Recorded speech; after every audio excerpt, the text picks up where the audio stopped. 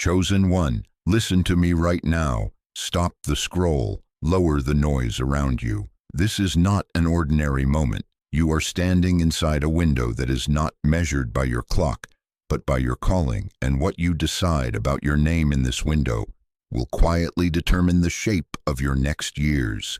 Take one slow breath, not a deep one, a slow one. Good. I am going to be precise with you because you do not have time for vague messages.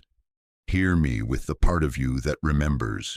Ignore this warning and your confidence will not explode in a dramatic scene. It will simply collapse, not as punishment but as the natural consequence of leaving your identity unguarded. Confidence does not die with noise. It bleeds out in silence, one unchallenged agreement at a time. Your enemy does not need to destroy you, only rename you. He does not need to break your legs if he can bend your mouth. If he can persuade you to answer to a smaller name than the one God gave you, the battle is over without a mark on your skin. This is how quiet assassinations happen, not with swords, but with syllables.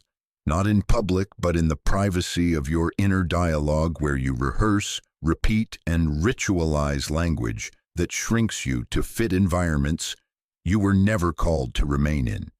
The enemy will not argue with your anointing. He will negotiate your naming. He will not say, "You are not called." He will say, "Be reasonable, be realistic, be less." And when you speak less over yourself with your own tongue, you hand him the keys to your confidence, and everything obedient to your name inside you, your courage, your clarity, your pace, will step back. Chosen one, the Father has named you. Heaven knows what to call you. When God assigns a name, he is not making a label. He is releasing a job description into your bones. Your name is not a sound. It is a function. That is why the enemy comes for the name first. If he can make you say, "I am tired," long enough, your nervous system will serve the name tired. If he can make you say, "I am too much," long enough, your relationships will organize around too much. If he can make you say, "I am late," your opportunities will arrive to match late. The battlefield is not only your circumstances, it is your definition. Stay with me. The issue is not that you have ever spoken weakness. The issue is whether minimization has become your mother tongue, whether the smaller name now lives in your mouth like home. You are not being punished for past sentences. You are being invited to end a contract, to cancel an alias that never belonged to you. God did not call you almost, someday, after them, when I feel ready, or if they approve. Those are counterfeit badges slipped onto your chest in seasons when you were tired, lonely, rushed, or afraid. Those are the moments when renaming creeps in, when your guard is down, when you need comfort, when urgency shouts, when approval winks. It seems harmless. It is not. It is how kings forget coronations and prophets go quiet in rooms they were sent to reorder. So I am not going to be poetic with you today. I am going to be precise. There are 3 places your identity is leaking right now, and they are not random. They are ordered. Your words, your proximity, your permissions, 3 leaks that collapse confidence without a visible crisis, because they sit where you are least likely to be confronted, in what you say about you, in who gets access to you, and in what you allow to govern you when no one is watching. And there are 3 repairs, also ordered. We will not grab for big outcomes before we secure small gates. We will not rush to the public before we reset the private. We will rebuild sequence, speech, access, inner authority. That is how confidence returns. Not by hype, not by a new costume, but by recovering the name God placed on you and re-establishing the boundaries that protect it. Do not let your heart race. This is not a rebuke. It is a rescue. The Father is not shaming you for how you coped. He is delivering you from a label that can no longer carry where he is taking you. Breathe again, slow. Feel your chest rise under your hand. The anxiety you feel when I say name is not danger. It is your spirit recognizing an old theft. You have felt it in small ways. hesitation when you introduce yourself, apology tucked into your tone, deflection when complimented, humor used to dodge honor. Those are not personality quirks. They are the fruit of answering to a name beneath your assignment. When the wrong name governs you, you will either overwork to prove another name or underlive to avoid being exposed. Both are prisons. The first exhausts you into silence. The second numbs you into agreement. The enemy is content with either, as long as you never stand up and answer to the name God knows. But hear me. I am breaking the habit of smallness off your mouth. I am interrupting the quiet fold of your shoulders in rooms where you were meant to rise. I am placing gravity back on your original name, the one I whispered before anyone suggested a nickname that made other people comfortable. You do not have to fight everyone to regain your confidence. You have to end the quiet cooperation. The leak is not out there. It begins here, in what you call yourself when no one else is listening. Then it flows there, into who you allow near enough to reinforce that smallness. Then it completes the theft, by letting urgency, disrespect, and the search for approval permission your decisions. Sequence matters. We will walk it in order. First, the boundary of speech, then the boundary of access, then the boundary of inner permission. Do not jump ahead. Do not attempt repair 3 while ignoring repair 1. That is how sequences collapse. Chosen one, this is the mercy. You can reverse it as quietly as it began. You do not need an audience to reclaim your name. You need agreement. Agreement with what God has already said. When you return to his naming, confidence does not swagger. It steadies, it does not shout, it settles, it stands up in you like a remembered posture. This is the work we will do now, precisely, step by step. Stay with me. Guard your breath, guard your ears, guard your mouth. We begin with your words, because if the enemy can rename you in your own mouth, your confidence collapses without a visible battle. And if your mouth returns to the covenant name, the rest of you will follow. Chosen one, stay with me. Take one slow breath, not a deep one, a slow one. Let your shoulders drop. Good. I am not here to dramatize what went wrong. I am here to name how it happened so quietly you could miss it even while it is happening in your own mouth. Confidence does not usually end with a crash. It slips, it sags, it leaks. It is not one bad day, one harsh comment, or one closed door. It is the accretion of micro-agreements that seem harmless when isolated and devastating when repeated. A posture does not break in a single second. It erodes a millimeter at a time, every time you agree to a name that does not carry your assignment. Listen closely. The collapse is gradual. It looks like you lowering your volume 1 notch so someone else feels tall. It sounds like it's nothing when it is actually a costly yes you gave at your own expense. It wears the mask of, I'm just being flexible, while your spirit knows you are being bent. This is not weakness, it is wear, not laziness, it is leakage, not confusion, it is identity interference. You are not inconsistently gifted, you are consistently renamed. Your gift did not leave. It got buried under a pile of polite sentences that trained your nervous system to bow when you were supposed to stand. Chosen one, you are targeted precisely because you are carrying an assignment. The enemy is economical. He does not have to attack your talent if he can rebrand the container. He will not waste energy trying to unplug what God hardwired into you. He will try to relabel the outlet so you stop using it. Renaming is cheaper than warfare against your gift. Why? Because everything in heaven responds to the name God gives a thing, and everything in hell tries to confuse the echo. If he makes you call courage reckless, you will chain it. If he makes you call discernment paranoia, you will silence it. If he persuades you to call holy boundaries selfishness, you will apologize for protecting what God is rebuilding. Watch the pattern. Second-guessing becomes your reflex, not because you lack sense, but because identity interference has fogged the mirror. Apologizing for boundaries becomes your norm, not because you lack love, but because you have been taught that access is the price of acceptance. Shrinking language invades your sentences. Kind of, maybe, if that's okay, I'll try, just. Over-explaining becomes your way of buying permission with paragraphs. Avoiding visibility dresses up like humility. I'll wait till I'm ready. They can go first.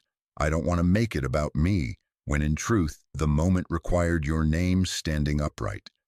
This collapse is quiet because it is socially rewarded. People will thank you for the version of you they can consume without changing. They will celebrate your availability more than your anointing if your name remains negotiable. The world around you will call your erosion kindness if your smallness serves their comfort. And if you are not careful, you will mistake exhaustion for virtue and chronic self-doubt for thoughtfulness. Let me be precise. It is not humility to abandon what God asked you to carry.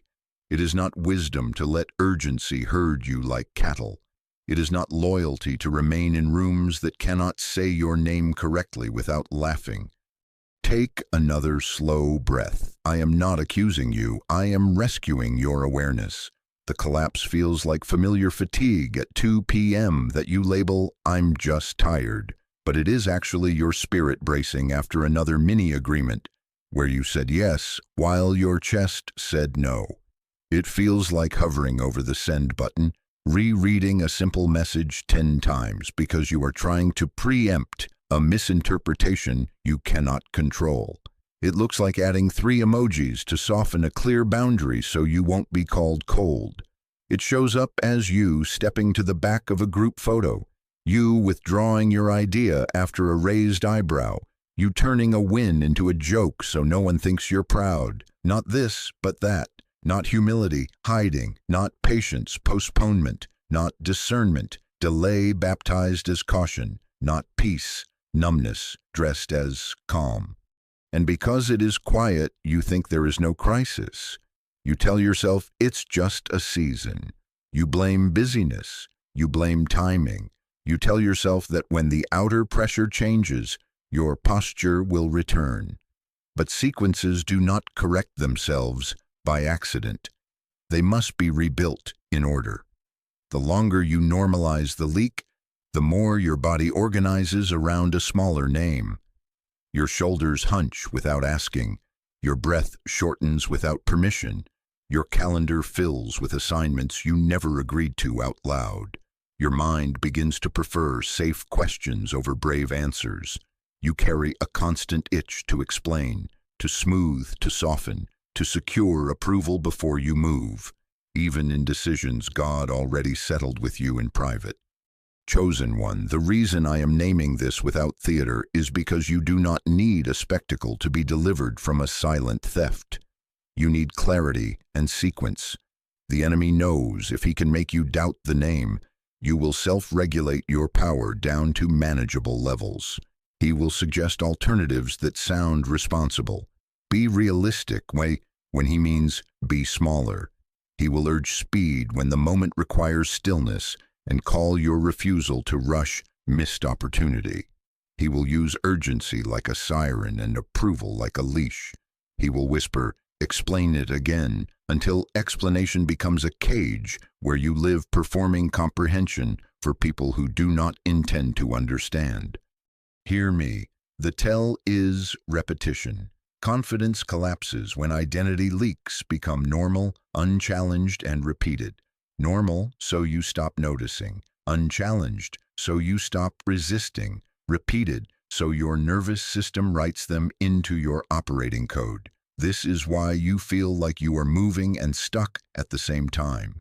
Your calendars are full, your mouth is busy, your notifications are constant, but your center is thin. You finish days having completed tasks, but having avoided yourself. You can feel the assignment in you like a live wire, but the coverings of small sentences keep throwing breakers. This is not your doom, it is your diagnosis. The mercy is that what was repeated into collapse can be repeated into restoration in order. But I will not let you skip the seeing. You cannot heal what you glamorize. You cannot rebuild what you disguise. The sequence begins with honesty. Where are you cooperating with the small name? Where have you allowed access to voices that do not know your assignment?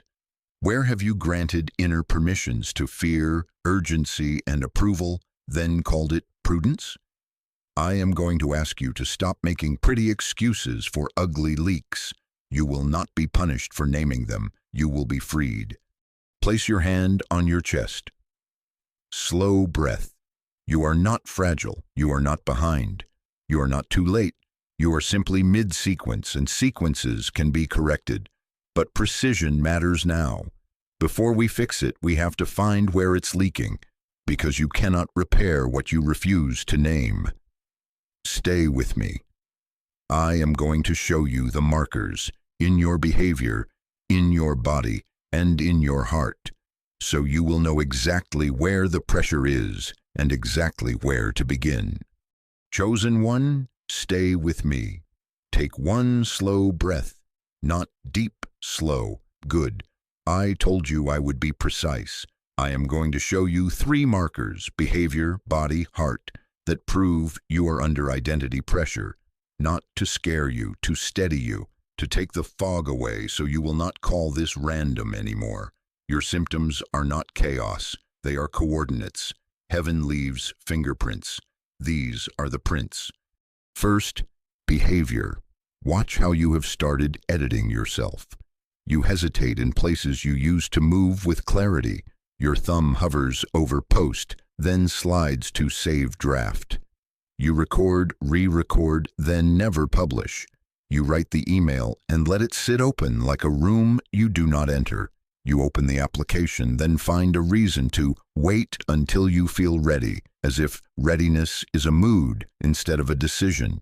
In conversations, you rehearse your sentence in your head 3-4 times, searching for a version so soft it will not offend anyone, and by the time you speak, the assignment has dulled to something safer than the truth you were sent to bring.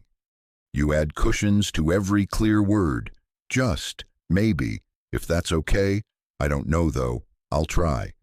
You preface your own expertise with disclaimers to buy permission you already have. You ask 3 people if you can do what God already told you to do, because you hope borrowed certainty will be cheaper than your own spine. You over-explain. You overqualify. You wait for a unanimous yes from people who have not earned the right to name your no. You call it Polish. I call it postponement baptizing itself as excellence. There is a pile of almosts behind you. Almost launched, almost sent, almost applied, almost introduced yourself without apologizing. You used to make bold, clean moves. Now you make cautious, crowded ones filled with parentheticals and emojis, so no one thinks you are too much. Pay attention to the micro pauses. You introduce yourself and swallow the title God gave you. You correct your own honor down. Oh, I'm not really a leader. I just help sometimes. Even when the room is waiting for the leader you are, you volunteer last. You go second when the moment needed you first. You compliment the echo of your idea after someone else says it, because you could not tolerate the tension of your own voice, unsoftened. You study endlessly, collecting more notes, more courses, more frameworks, not because you love learning, but because the identity leak has convinced you that competence must replace confidence. You delay decisions until urgency makes them for you, and then call the crisis God opening a door, when it was actually your fear closing one. Second, body. Your nervous system refuses to lie about your name. It will tell the truth even when your mouth tries to make peace with a smaller identity. That tightness in your chest when you enter certain rooms or open certain threads. That's not random anxiety. That is your body bracing because it has learned this environment will ask you to perform an alias. Your breathing rides the top of your lungs. Your inhales stop at your collarbone. Your exhale is a sigh you have normalized. Your jaw clenches during small talk with people who keep misnaming you. Your tongue presses hard to the roof of your mouth in quiet rooms. Your temples throb after simple interactions that should have been lightweight. Your shoulders creep toward your ears without permission. Your stomach flips when a certain name appears on your phone, not because you are weak, but because your body remembers that with them, your boundaries are always on trial. You feel a wash of heat after you say yes against yourself, the adrenaline of self-betrayal.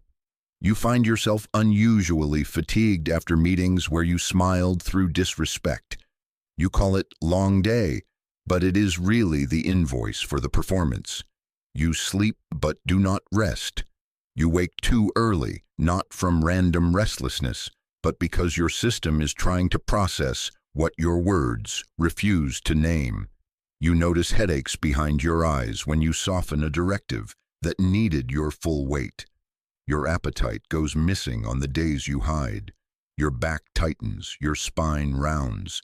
The curve is subtle but constant, your posture preaching a smaller gospel than your spirit carries. Hear me. Your body is not malfunctioning. It is messaging. It is the courtroom of truth where verdicts on your name are rendered in muscle and breath. It remembers who you are when your language forgets. It will not let you stay comfortable in rooms that require your erasure. When you feel that constriction, that clench, that shallow air, do not call it weakness. Call it witness. The witness is telling you where the pressure is strongest, where access must be corrected, where your mouth must stop cooperating with a counterfeit calm. Third, heart. There is a grief you cannot explain. Tears find you in strange places, the car at a red light, the hallway after a meeting, the quiet between text sounds. You are grieving the version of you that was bold before you learned to apologize for carrying weight. You are grieving the time that leaked out through polite yeses and delayed launches. You are grieving a future you can feel but have not entered yet. The scenes God has shown you that you keep visiting in prayer and avoiding in practice. It is not depression, it is homesickness, a holy homesickness for the name that fits. You watch someone else step into a lane that looks like yours and something tightens, not because you are petty, but because your heart knows you are standing in the hallway with your shoes on, pretending you are not ready while your future is already at the door. The ache is not jealousy. It is recognition misinterpreted. You keep revisiting old journals and voice notes from seasons when your clarity pulsed. You find your own words instructing you, and you feel the sting of how often you silenced that voice to keep others comfortable. You avoid celebrations because joy feels like a language you forgot while you were busy translating yourself into palatable portions.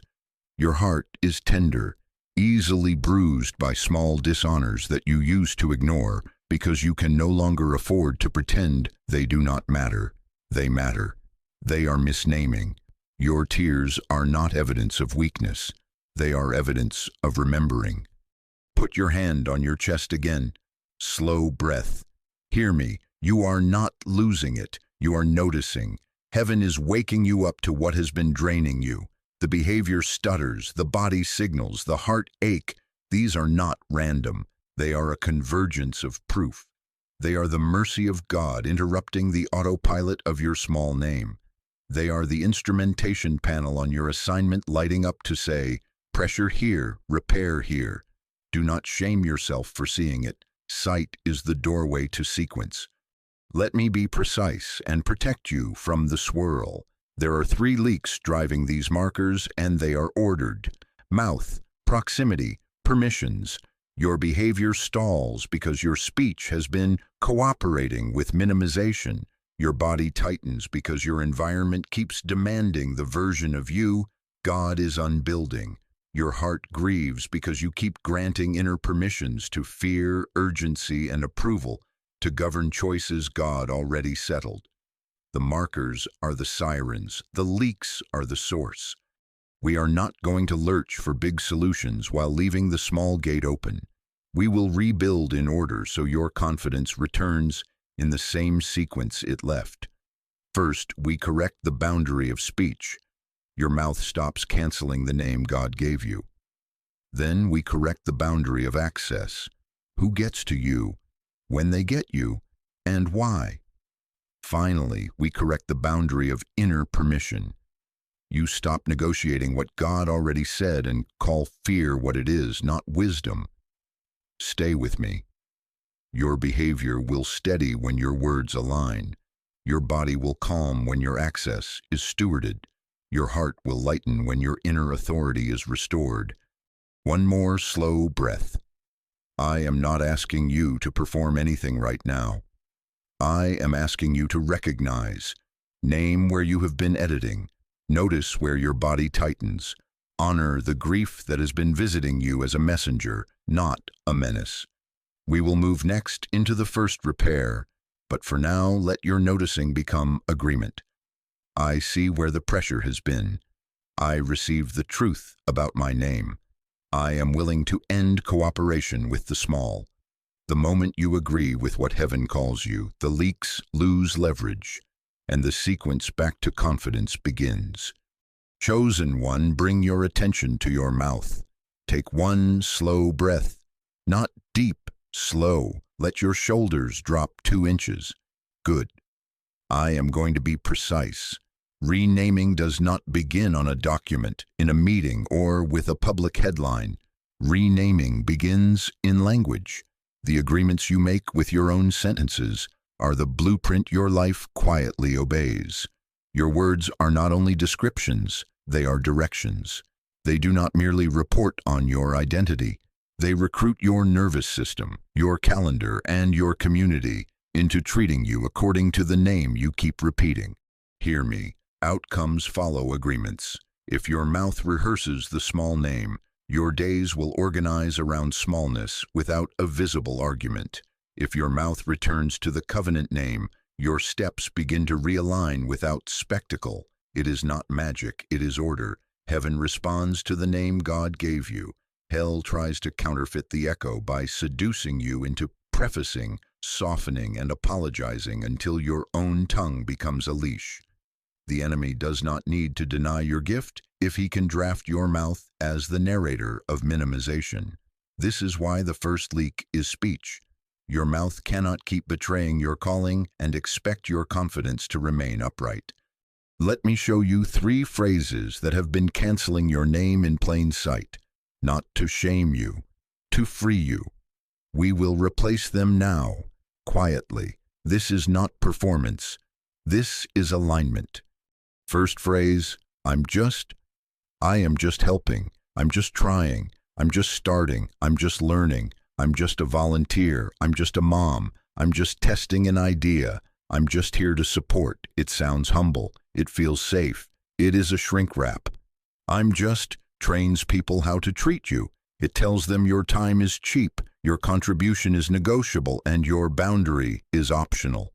It pre-discounts your rate before you even know the cost. It teaches your own body to enter rooms bent at the waist. I'm just is a preemptive apology for existing at full weight.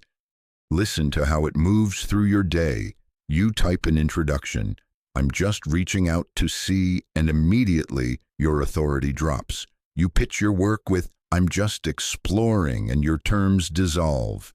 You say, I'm just learning, and suddenly you tolerate disrespect under the banner of gaining experience.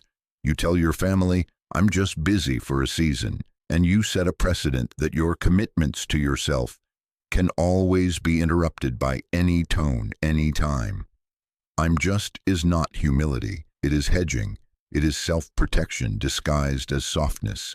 It keeps you from the tension of being seen as you are, gifted and mid-process, weighty and learning, called and still becoming.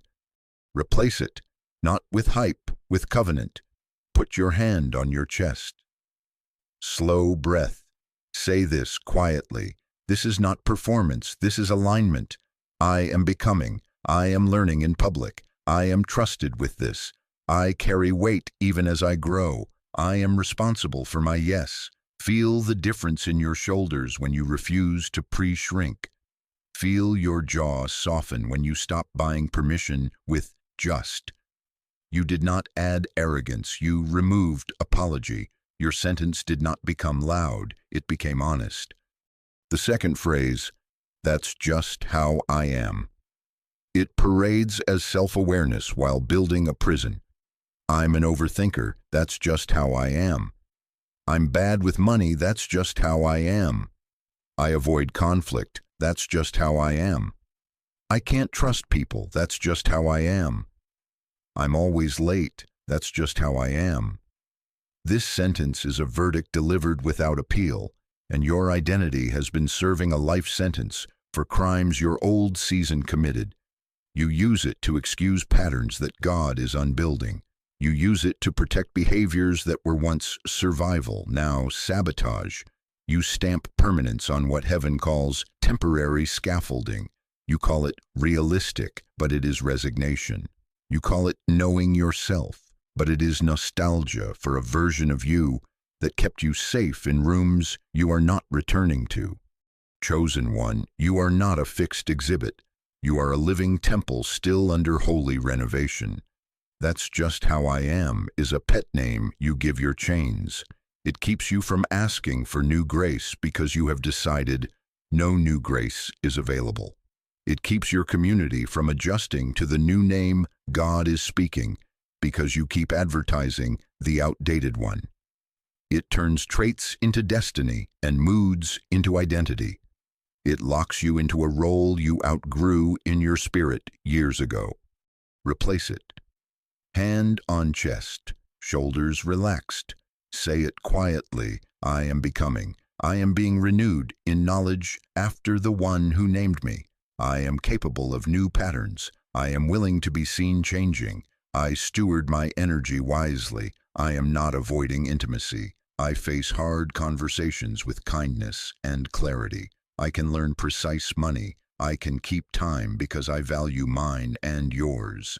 I am led. Hear me. You did not deny your tendencies. You denied their tyranny. You moved from I am that to I am becoming this. That is not denial. That is deliverance. Third phrase. It's probably nothing. Or its cousin, it doesn't matter. You feel a check in your spirit.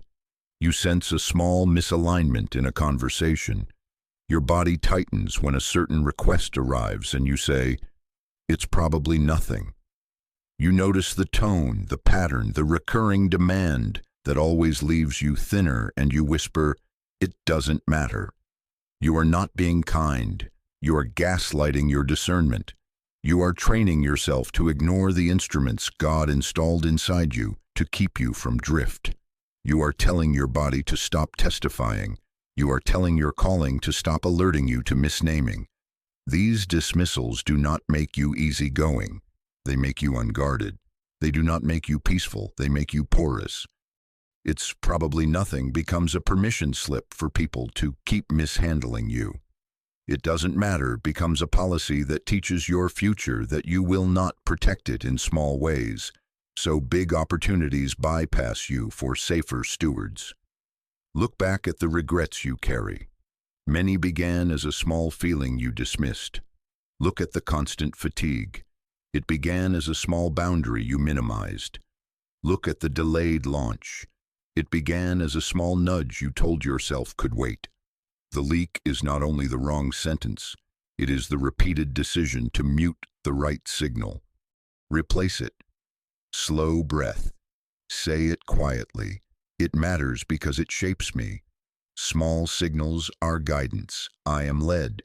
I honor early nudges. I respond while it is small so I do not have to bleed when it is big. I am responsible for my yes. When you say this, you are not becoming suspicious. You are becoming precise. You are not becoming rigid. You are becoming faithful. Faithful to what God is saying, not fearful of what people might think. Let me anchor this in your body because your mouth and your body have been playing tug of war. Sit as you are. Drop your shoulders, unclench your jaw, place your tongue softly at the floor of your mouth. Inhale slowly through your nose, counting 4. Exhale longer than you inhaled. While you breathe, whisper these covenant sentences without drama. I am becoming. I am learning in public. I am led. I am responsible for my yes. This is how you end the contract with I'm just. This is how you cut the chain of that's just how I am. This is how you revoke the visa of it's probably nothing. You are not making a performance. You are making an agreement. I am going to be even more precise because you do not have time for vague counsel. For the next 24 hours, remove the word just from your messages and introductions. Do not announce it. Simply delete it before you send. Watch who pushes back when your sentence stands up. Watch which rooms feel louder when you drop the pre-shrink. These reactions will reveal who was invested in your small name. Notice your body too, the breath that returns, the headache that eases, the heat that does not rise. That is not placebo. That is peace returning to the place the leak began. Then listen for, that's just how I am, in your inner dialogue. When it approaches, pause. Ask, is this a trait or a training? If it is training from an old environment, refuse it with gentleness. I am becoming. If it is a trait that needs stewardship, rename it accurately. I am conscientious, not an overthinker. I pace myself. I am not afraid of people. I replenish alone. I am not allergic to community. Precision is mercy. It gives your heart and your community a way to meet the current version of you without arguing with your past. Finally, honor the small signals. When you feel the nothing, treat it as a note from your future. Journal it without judging it. At 2:10 p.m., tightness in chest when asked to make an immediate decision. At 9:30 a.m., stomach flipped reading that thread. At 6:45 p.m., a lift in my spirit when I said no. Let your own record convince you that your discernment has been faithful all along. Say quietly, I am led. I can hear. I respond early, not theatrical, not mystical, just obedient to the instruments heaven installed. Chosen one, hear me with care. You do not have to shout to reclaim your name. You have to stop signing away your authority with small phrases that sound polite while starving your calling. You are allowed to be kind without being minimized. You are allowed to be in process without being diminished. You are allowed to learn in public without apologizing for the weight you carry. When your mouth aligns with what God calls you, your confidence will not leap and crash. It will lengthen and hold. It will become a spine rather than a mood. It will ask less of other people's approval and more of your own agreement. Stay with me. This is first for a reason. If you try to correct access while your mouth is still shrinking you will undermine your own boundary with every sentence. If you attempt to restore inner authority, while you keep saying it doesn't matter, you will wonder why your heart keeps disobeying your declarations. Sequence matters. Words first, then who gets near them, then what governs them inside. We will walk it in order. For now, take one more slow breath. Slow, not deep. Say it quietly, like signing a covenant you intend to keep when nobody is watching. I am becoming. I am learning in public. I am led. I am responsible for my yes. Your mouth has been renamed. The leak has been seen. The repair has begun. Chosen one, take one slow breath.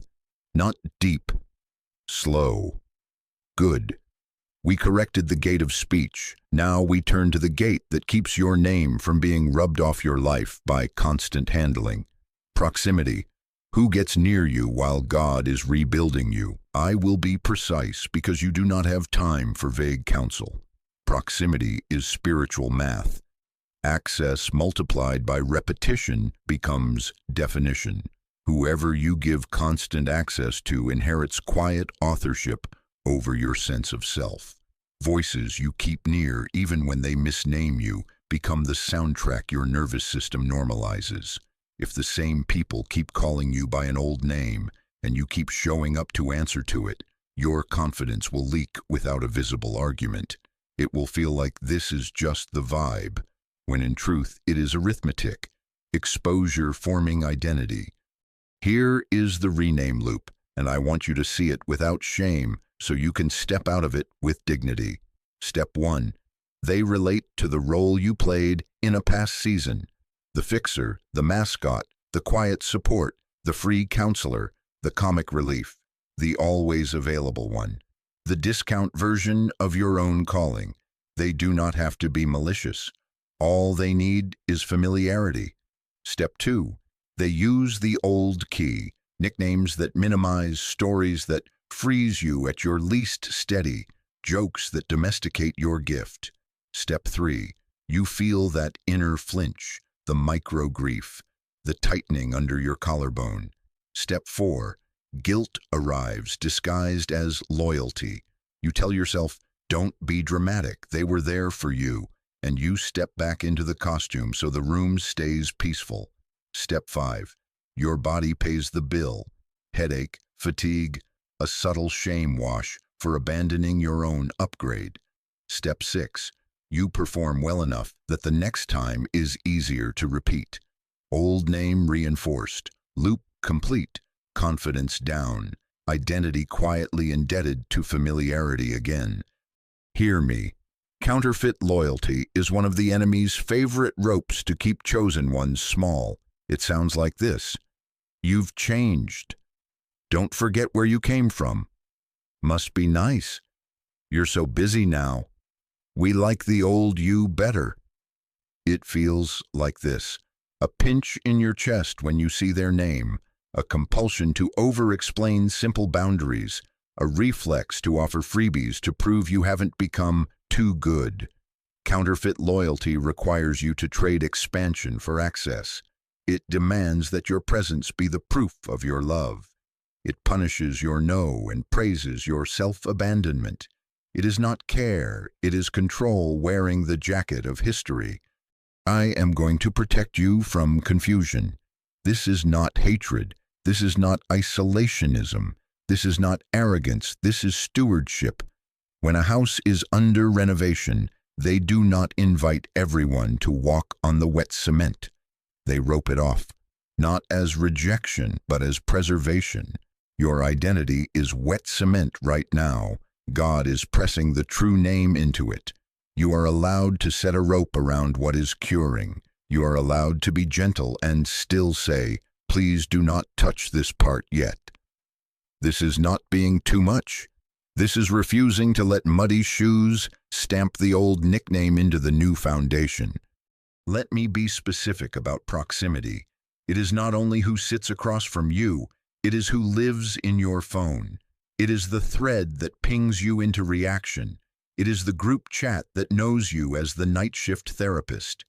It is the person whose emergencies always seem to begin precisely when you start to create. It is the narrator you replay in your head 3 hours after the conversation ended. Proximity has layers: physical access, calendar access, digital access, mental rehearsal access. You can move cities and still be in the old room if you keep rehearsing the arguments you would make to the same 3 people who do not believe your call. So I will give you one piercing question that will simplify the noise. Who requires you to be smaller to keep the relationship peaceful? Sit with it. Names will surface, not to rage at them, but to recognize the bargain you have been making. Who requires you to cushion every truth until it is unrecognizable? Who needs you apologetic to feel safe around your gift? Who celebrates you only when you are tired, pliable, and inexpensive? Who misquotes your boundaries as betrayal? Who forgets your yeses but itemizes your nos? Who laughs loudest when you minimize yourself and grows quiet when you stand in your weight? Who consistently introduces you to others with the smallest version of your story? Who keeps you on a leash of gratitude you have already repaid with years of service?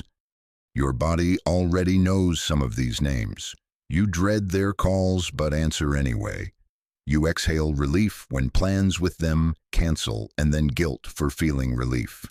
You need a long shower after short lunches. You shut your laptop and your spirit after agreeing to little favors that cost you the next 3 days. These are not random reactions.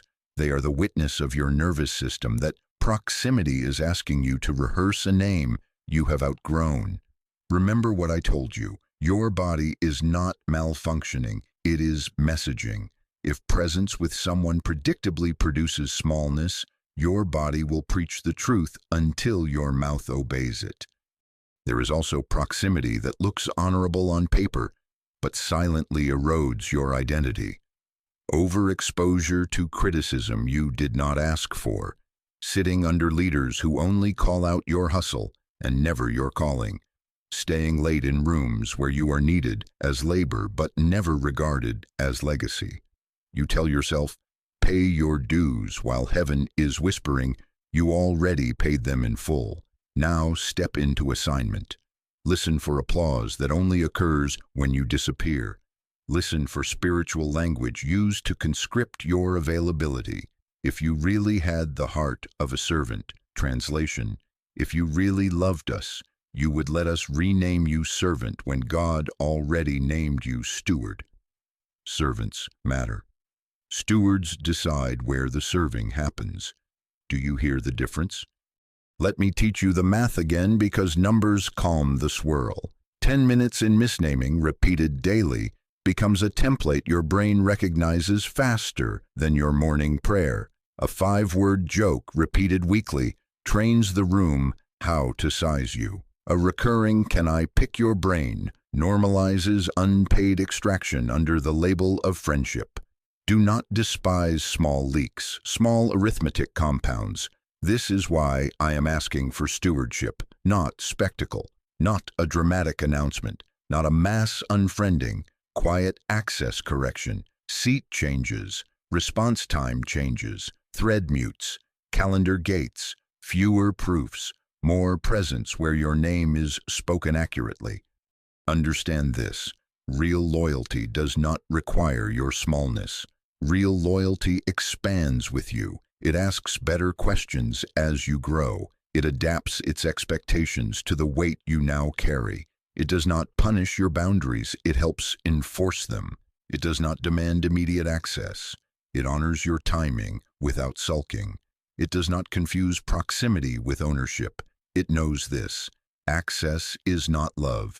Stewardship is love. The people heaven sends in this rebuilding season will not be allergic to your spine.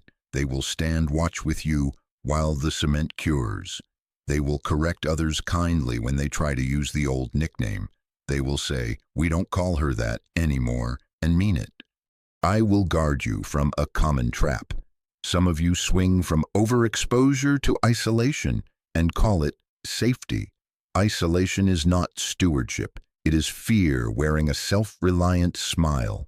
You do not need to live walled off. You need to live well-gated.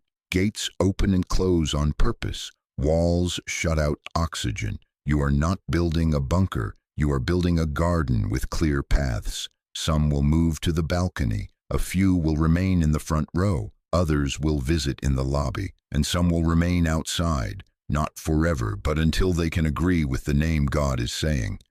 This is not cruelty. This is curation.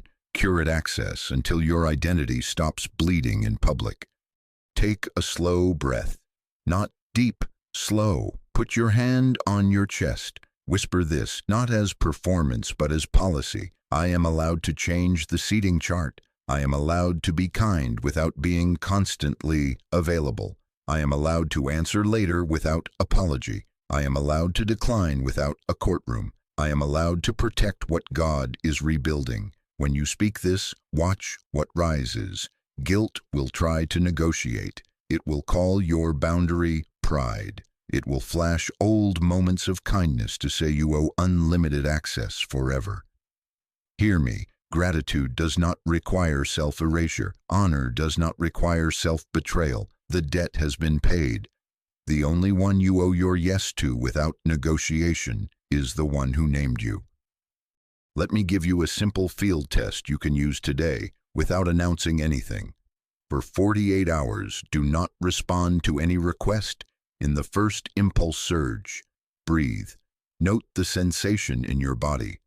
Ask one question. Does this request require me to be smaller to keep the relationship peaceful? If yes, delay. If yes again, decline. Watch who escalates when you do not give instant access.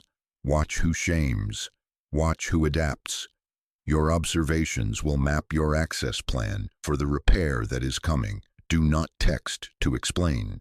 Let silence reveal motives. You are not punishing, you are perceiving. Another test. Step into a room you frequent and introduce yourself with your real name and assignment without softening. This is what I do. This is how I steward it. This is when I am available. Observe the microstorms. Some will beam, some will banter you back into small talk, some will change the subject. The reactions are not verdicts on your value. They are X-rays of alignment. Proximity requires agreement at the level of name. Do not argue with an X-ray. Treat it. We will treat it in the next sequence. Chosen one, I told you, this is not isolation, not arrogance, not punishment. It is preparation. In every story where God changed a name, he also changed the environment around that name. Abram moves, Jacob limps away from the old pattern. Saul spends time away before he steps into Paul. Identity renovation always includes access renovation. You are not too much for requiring it. You are finally matching the architecture God is drawing. Take one last slow breath. Slow, not deep. Hear me clearly. If your environment keeps calling you by an old name, you must steward access to protect the new one, not to prove anything, to preserve the sequence. Words first, access second. Now let's go deeper, because even if you fix your words and your circles, you can still leak through permissions you never realized you gave away. The strongest boundary is internal. We will correct that next, so your outer gates have something holy and steady to defend. Chosen one, take one slow breath. Not deep, slow. We have corrected your mouth. We have curated your proximity. Now we enter the strongest gate, the quietest gate, the place where collapse happens fastest when unguarded. Permissions. Hear me with precision, because you do not have time for vague counsel. Permissions are invisible contracts. They are not the speeches you make. They are the policies you enact by what you repeatedly allow. What you tolerate, you authorize. What you excuse repeatedly, you endorse spiritually. Heaven hears your declarations. Your life obeys your permissions. This is where confidence slips without a scandal. Not in a public failure, not in a headline, not in a spectacular betrayal, but in a dozen tiny signatures you sign under pressure that give your authority away one swipe at a time. When disrespect walks into a room and you laugh it off to keep the air light, you have granted a license. When urgency pings your phone and you sprint to answer as proof that you are still the same, you have issued a master key. When you keep auditioning for basic respect with paragraphs of over-explanation, you have set a price for your presence that others will happily pay with your time. Identity bleeds most quickly through the permissions you pretend are harmless. Let me name a few so you can see them and end them without shame. Over-explaining to earn basic respect. You state your rate, then immediately offer 3 discounts, in case that helps. You present your boundary, then pad it with 12 apologies to soften the edge. You send an email and resend a longer version because silence made you think you were too direct. Over-explaining is not clarity, it is a bribe. It says, I do not believe my no is enough. I will pay with my time, words, and self-doubt until you smile. Each extra paragraph is a small permission slip that teaches others your decisions are negotiable if they stare long enough. Accepting sarcasm as jokes. The room nicknames your calling. mocks your schedule, reduces your fruit to luck, and you chuckle to avoid making it awkward. You wince on the inside, but your laugh becomes the receipt. Sarcasm, repeatedly tolerated, builds a culture where your name is an open mic. If your assignment can be reduced to a punchline in your presence, it will be treated as optional in your absence. Answering every demand immediately. Your phone vibrates and your nervous system leaps like a trained animal. Pings become commandments. You respond in 15 seconds to prove you are not too important, not too busy, not different now. You call it service.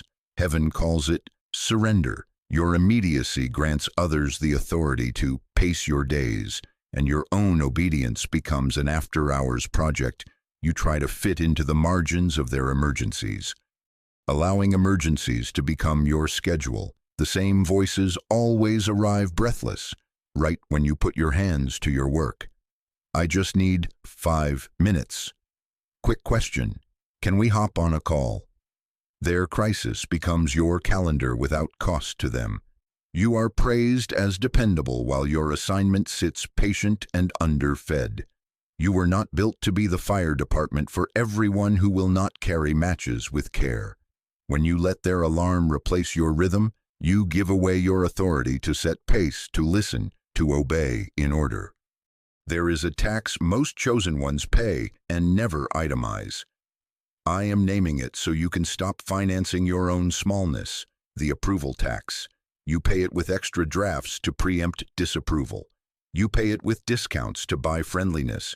You pay it with lengthened availability to convert suspicion into trust. You pay it with tone emojis and exclamation marks so nobody calls you cold. You pay it by asking 3 people for permission to do what God already said. The approval tax feels responsible in the moment. It is theft over time.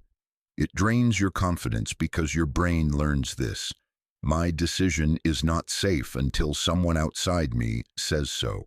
It delays obedience because you wait for faces to signal what the Spirit already settled.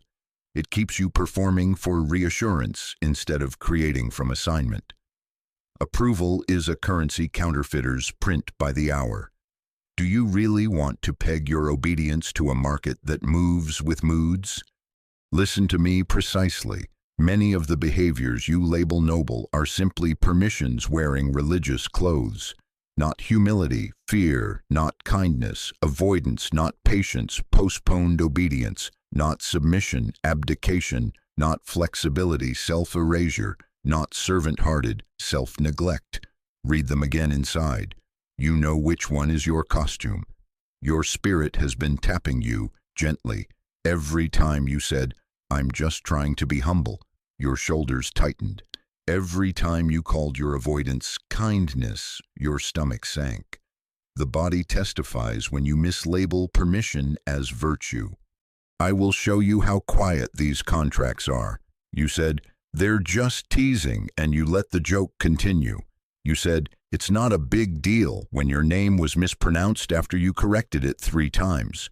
You said, sure, I can hop on a quick call, and entered a 90-minute extraction session you never invoiced and never recovered from. You said, I can be flexible, and moved your sacred block 4 weeks in a row, while the other person treated your gift like an errand. None of these were shouted decisions. They were a drip of signatures on unspoken paperwork, and your confidence, like a bank account with a hidden subscription, kept shrinking and you could not find the charge. This is the charge. Chosen one, darkness cannot take what you refuse to permit. It is an opportunist, not an emperor. The enemy scopes your gates to find where respect, urgency, and approval hold your keys. Then it sends familiar faces to jingle them. You are not being punished. You are being trained. You do not need to rage. You need to revoke. How? With policies, not performances. With boundaries, not bravado. With quiet, consistent refusal to sell what God already bought at full price. Take one slow breath. Hand on your chest. Whisper this sentence. Simple, not dramatic. I revoke access to my identity. Again, slower. I revoke access to my identity. You are not revoking love. You are revoking the right to rename you through jokes, through rush, through the toll booth of reassurance. You are updating your internal policy so your external gates have something to enforce. Say it once more, then listen to what surfaces. A face, a thread, a meeting, a recurring quick favor.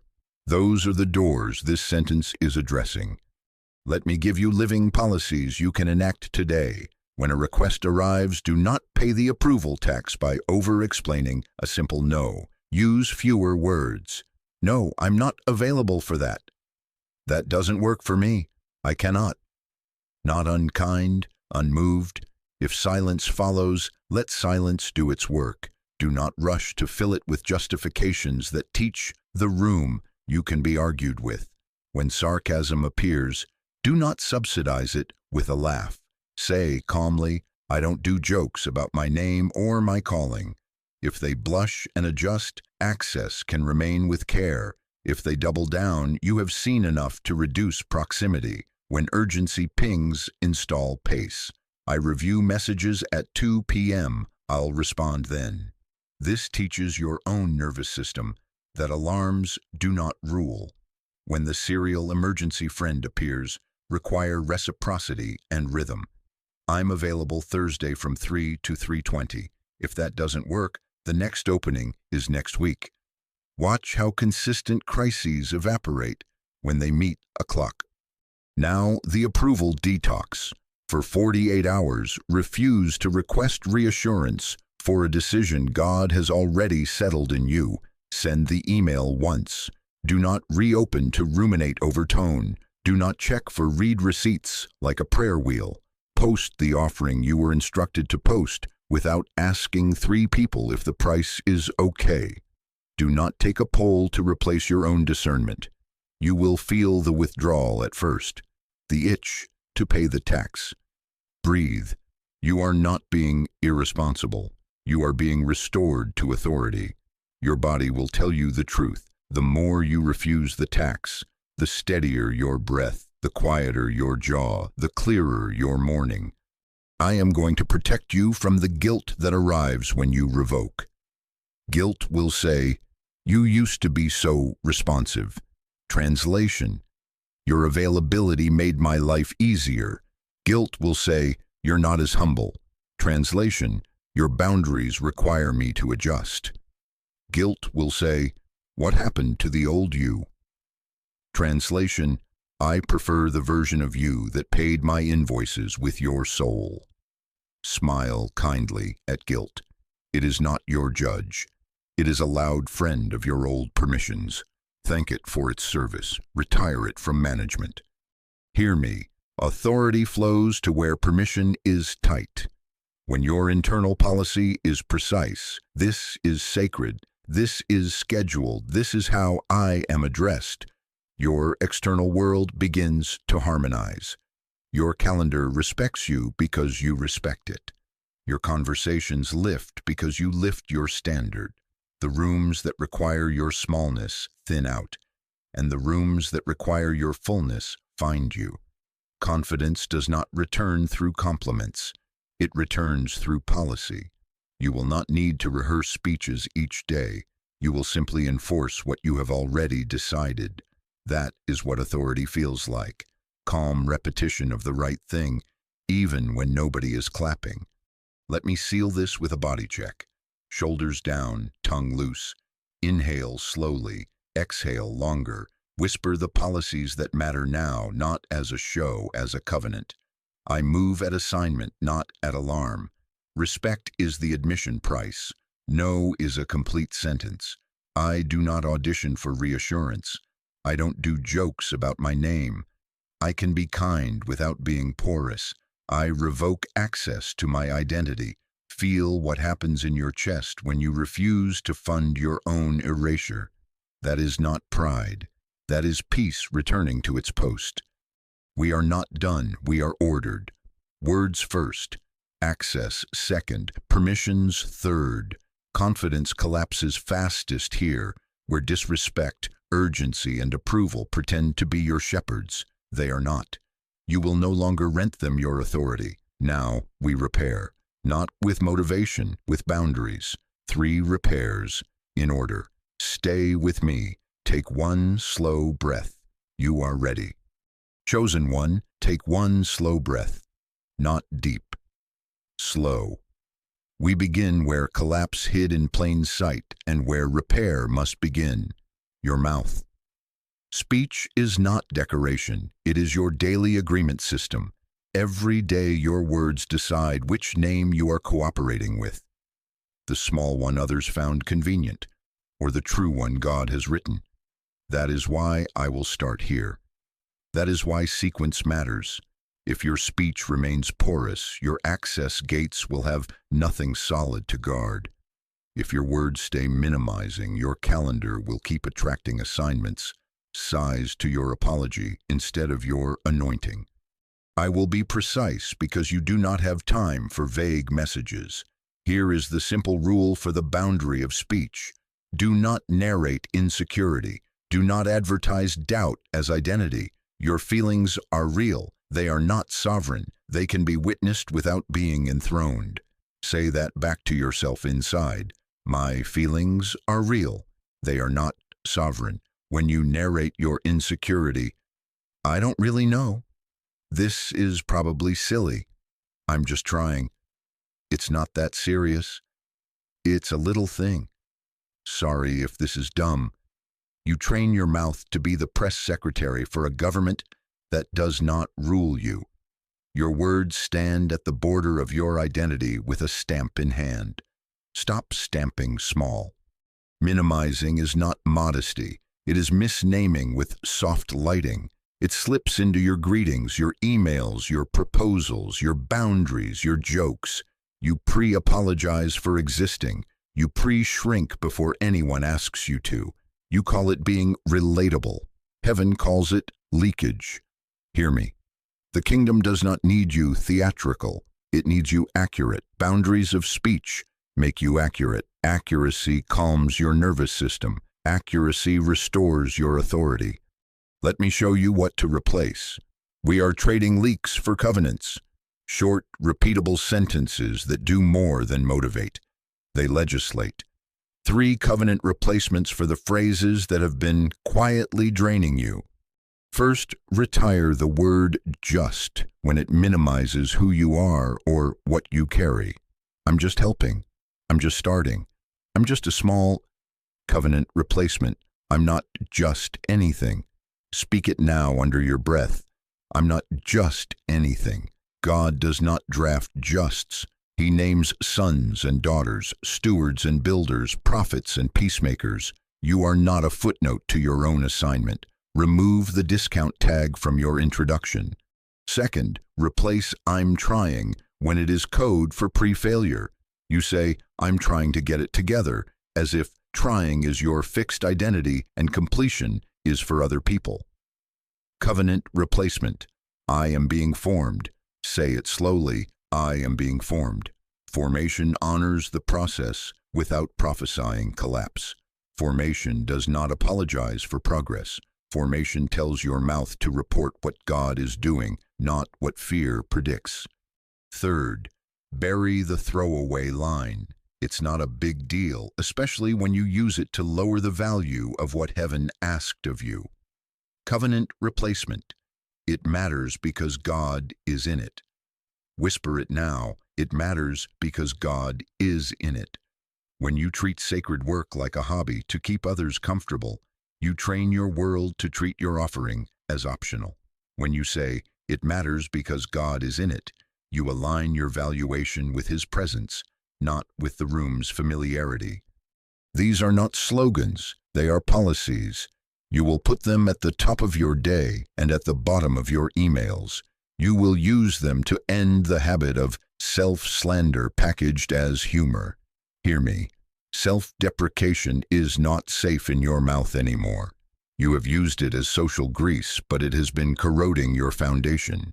Do not purchase belonging by insulting what God is building. Now, the practice that installs the policy. I am giving you the pause practice because covenant speech requires space.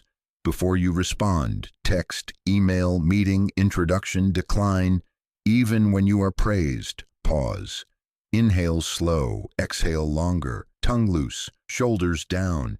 Then speak from the name God gave you, not from fear of their reaction. Fear speeds the mouth and shrinks the message. Covenant slows the mouth and strengthens the message. You are not stalling, you are switching sources. You are moving from people-pleasing reflex to presence-led response. Here is how you deploy it in the wild. Someone says, "What do you do?" Your old reflex, "Oh, I kind of, I help with." Pause. Inhale, exhale. Covenant voice. I build, I lead, I write, I teach, I design, I steward transformation. Simple, not puffy, accurate. Someone says, "Can you discount this?" It's not a big thing. Old reflex. I can try, if that helps. Pause. Inhale. Exhale. Covenant voice. I honor the value of this work. My rate is my rate. Someone says, "Must be nice. You've changed." Old reflex. Nervous laugh. Minimizing joke. Pause. Inhale. Exhale. Covenant voice. I am being formed, and yes, I've changed. That is what obedience looks like. Install the boundary in tiny places where you are tempted to leak. Replace "sorry for the delay" with "thank you for your patience." Replace "if that makes sense" with silence. Your clarity does not require a permission slip.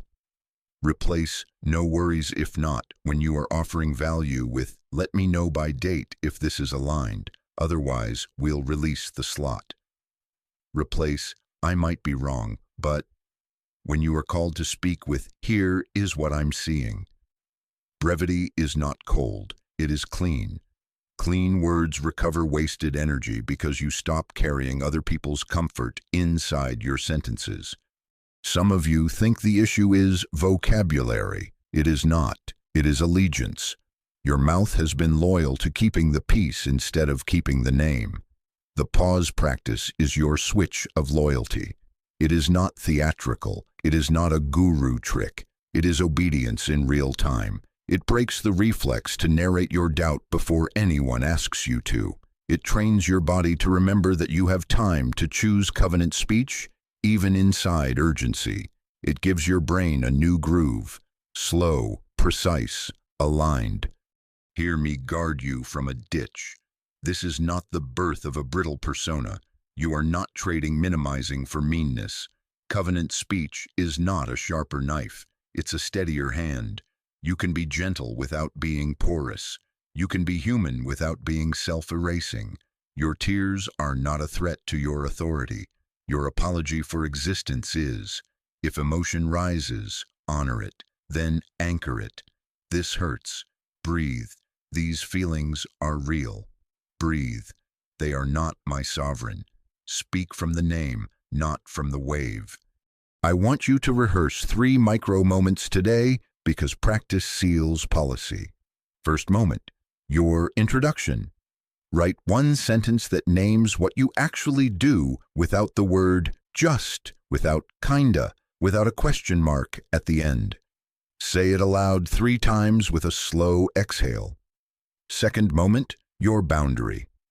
Write 1 sentence that says no without a thesis. That does not work for me. Practice it aloud until your chest stays calm. Third moment, your celebration.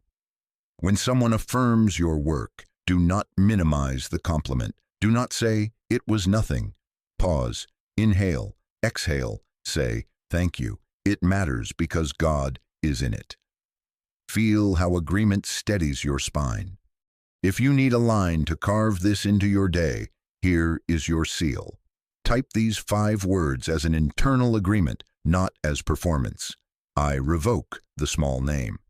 That sentence is not for the comment section as theater.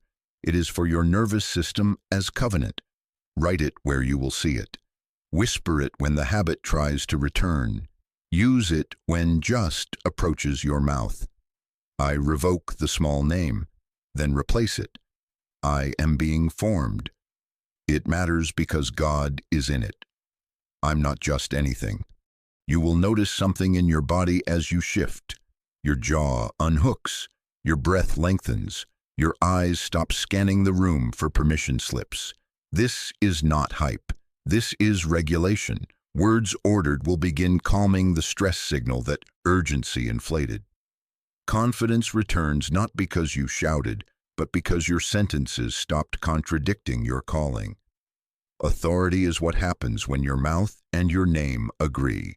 Stay with me. Take one slow breath. Your mouth is the first gate. Repair it, and the other gates will finally have a standard to enforce. Your speech now matches the name. Next, your calendar and your access must match the new name. We correct who gets near what God is rebuilding and when. Sequence matters. We obey in order. Chosen one, take one slow breath, not deep, slow. Your mouth has stopped cooperating with the small name. Now your calendar, your doors, and your speed must match the truth you just spoke. Access is not about who you love. It is about how you steward what God is rebuilding. I will be precise with you because you do not have time for vague messages. Not everyone receives the same speed, the same intimacy, or the same explanations. Heaven never asked you to confuse availability with love. When access is corrected, your nervous system calms and your identity stops bleeding through constant reaction. This is the boundary of access. Who you answer, when you answer, and why you answer. Access decides your pace. Pace decides your clarity. Clarity decides your confidence. Many of you have been living like a public park, open at all hours, first come, first served. Every path walked by whoever arrives with a story strong enough to make you feel guilty. You call it kindness. Heaven calls it an unlocked gate. Love flourishes in a garden with gates. This is you installing yours. 3 rules, simple, enforceable, in order. Rule 1. Install holy delay. Delay is not neglect, it is rhythm. Immediate response trains your nervous system to serve alarms, not assignment. Set defined windows for engagement and let everything else wait until those windows open. You are allowed to be slow on purpose so you can be accurate on mission. Script it without apology. I'll respond when I have capacity. I review messages at 2 p.m. I'm not available today. I'll get back to you tomorrow. Your first answer to an unplanned demand is pace, not a paragraph. Pace. If someone calls 5 times in a row, that is not confirmation. That is training you to sprint. Do not run unless God says run. Rule 2. Limit emotional labor to what your assignment can actually carry. Compassion without boundaries becomes custody of other people's unmanaged feelings. You are not a processing plant for every crisis that knocks at midnight. Offer care without becoming a container. Practice these sentences. I can't discuss that. I don't have capacity to process this. I can pray for you. I can't counsel you. Here's a resource. I'm not available to walk it with you. Let's schedule a time next week. Tonight, I'm off. Notice the calm. You are not being cruel. You are choosing what your soul can hold without tearing the net heaven gave you. Some conversations require a chair, not a hallway. Some griefs require a pastor, not a friend at 1:13 a.m. Some disagreements require distance before they require dialogue. You are permitted to make those calls. Rule 3. Stop relitigating decisions with people committed to misunderstanding you. Endless explanation is an altar where confidence dies. If someone has already shown you that no amount of clarity will satisfy them because their true aim is control, your new policy is one sentence. I won't be explaining this again. Add alternatives as needed. I've made my decision. We see it differently. That doesn't work for me. Blessings as you proceed. Close the loop with dignity and move. The more you keep courts open, the more your identity spends court fees on trials that never end. Now the architecture that holds these rules. Front door versus side door. Every home has both. The front door is designed, bell, welcome, threshold, mat, schedule. The side door is where trash goes out, tools come in, and family can slip through for quick tasks.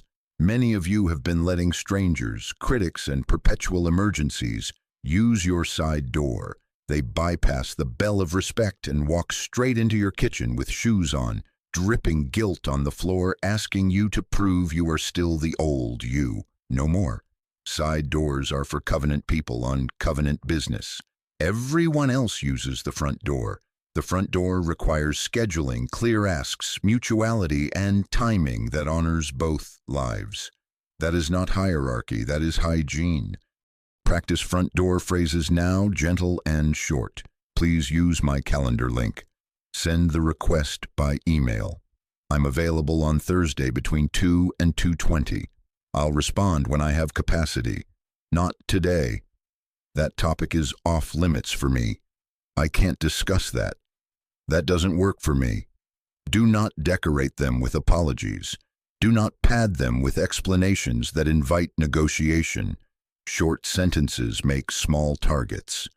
You will feel it in your body as you enforce this. The old reflex will want to run to the ringing. You will hear the chorus, "You've changed." Translation, you stopped letting my alarm run your life. Breathe, shoulders down, tongue loose. Between a ping and your reply is the space where your authority lives. Expand that space until peace can sit down again. Immediate is not holy. Steady is holy. Let me order your circles, because equality of worth does not mean equality of access. Everyone is loved. Not everyone is allowed to set your pace. Picture 3 rings around a fire. Inner ring, covenant people, those who protect your name when you are absent, steward your time when you are present, and correct you without trying to rename you. They receive faster speed by design because they pour as much as they draw. Middle ring, collaborators and community, clear boundaries, predictable windows, front door only. Outer ring, the world you serve, beauty, generosity, content, offerings, and strict gates. This is not elitism. This is temperature control, so the flame does not faint under the wind. Establish hours, sacred mornings where you do not answer a single incoming request until your assignment has been fed. Turn off read receipts so you do not participate in the theater of instant accountability. Remove push notifications for platforms that exist to harvest your attention. Set 1 or 2 daily response blocks and make your life respect them. Teach your team, your friends, your family, and your own body this new standard. We move by rhythm, not by rush. Let's practice situations. The perpetual quick question that needs 40 minutes. Old you. Sure, call me now. Covenant you. I'm not available today. Send it by email. I review Thursday. The guilt trip. Wow, you're hard to reach. Old you launches affidavit of love to prove you're still humble. Covenant you. I guard my work blocks. I'll respond when I have capacity. The repeat debate over your decision. Can we talk about why? Old you, 5 more paragraphs. Covenant you, I won't be explaining this again. The triangulator, they said you. Old you, immediate defense. Covenant you, I don't discuss third-party commentary. The crisis barger, we need to talk now. Old you, abandons the assignment. Covenant you, I'm not available right now. Full stop. You can add, if this is an emergency that threatens life or safety, call the proper line, otherwise schedule with me. You are not their 911. You are God's steward over what He placed in your hands. Hear me. You are not becoming cold. You are becoming clear. Clarity is kindness to your future, to the people you actually serve, and to the ones you love. When you let anyone spin your compass, everyone ends up lost. When you set gates, roads appear. Children feel it, teams feel it, your own heart feels it. The agitation you thought was high capacity was often ungoverned access. The calm you are beginning to notice is not laziness, it is alignment. Take one slow breath. Feel your chest. If it feels empty, that is not absence. That is room returning to your life. Room to think. Room to listen. Room to create what God asked. Room to rest without performing rest for an audience. Access boundaries are how you recover oxygen from a crowded room. I am going to give you one more policy to install tonight. Close the day with a door. Choose a time where you stop answering anything that does not belong to your household or your assignment. Announce it to yourself. I'm off for the night. Put the device in another room if necessary. The world will not end if you return a message tomorrow. Your confidence will, however, quietly strengthen as you prove to your own nervous system that you are no longer ruled by pings. Confidence is simply the memory of kept boundaries. Keep them and your body will remember. Say these access covenants softly. My speed serves my assignment. I am allowed to be slow on purpose. I honor my front door. I do not relitigate settled decisions. I can be kind without carrying what is not mine. I answer from peace, not from pressure. Listen to how your breath answers back. This is regulation, not theater. This is authority expressing itself as pace. Stay with me. The gates at your mouth and your calendar are now aligned. One boundary remains, the strongest one, the one no one sees but everyone feels, the boundary of inner permission. Now we set the final boundary, the one that protects your inner life when no one is watching. Take one slow breath. We move in order. Chosen one, take one slow breath. Not deep, slow, jaw unclenched, tongue loose, shoulders down. We are at the final repair, the one no one can police for you and everyone will feel from you. Inner permission. This is the government inside your chest. It answers one question every time fear, memory, and people speak at once. Who gets the final say? Until this is set, your mouth can be clean and your calendar can be gated, and yet in the night you will still renegotiate what God already settled in the light. Hear me with care. The strongest boundary is internal. You stop renegotiating your identity with fear and calling it wisdom. I will be precise because you do not have time for vague messages. Inner permission is the verdict you deliver after you have heard every witness, your past, your projections, their opinions, your preferences, and then you stand, robe on, and say, this court recognizes only one name. Without that verdict, sabotage repeats itself in three quiet ways. First, you revisit settled instructions. You know what he said.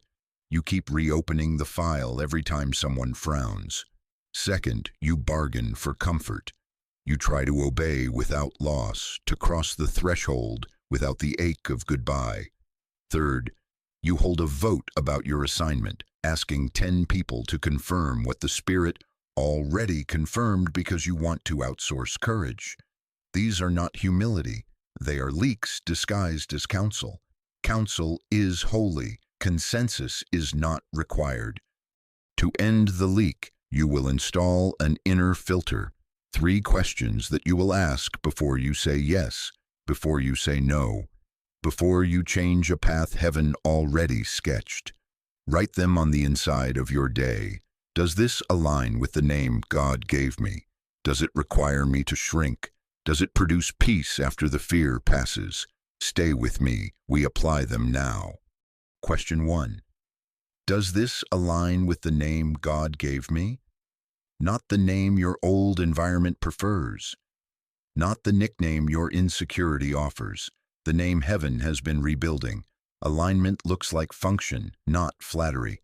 If your name is builder, is this an ask to build or to babysit egos? If your name is teacher, is this invitation to teach or to entertain the room that resents being taught? Alignment is not about fame, it is about fit. If it does not fit your name, it will spend your confidence to buy their approval. Decline cleanly. Question 2. Does it require me to shrink?